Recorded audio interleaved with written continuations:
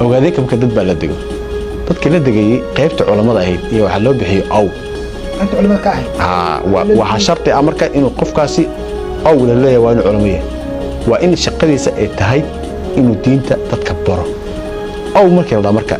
dhowr qabiil ku jirto markii la joogo deegaanka Soomaaliya ogaadeenaya koo waxa ka reer waxas laba waxa ka sheekhaal sheekhaashu hadda xilli magaalo degmo loo daraasad loo raasoo art si cilmiga looga barto meel looga barto ma jiro raasadaha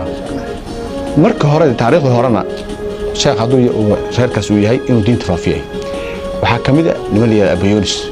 wadaro ha waxa kamid ah ogaadeenku wala dhasho weyteen liyaa weyteenku dad culimo ah wax bartay diinta faafiyo reer xasanka lamid ah saadaad markay waxa kamid ah niman dir oo liyaa gaarsan ha xaga marka la joogo gaarsan liyaa gaarsan waa dad culimo idan shamia waxa weeye reer xasan sheekhaal ashraaf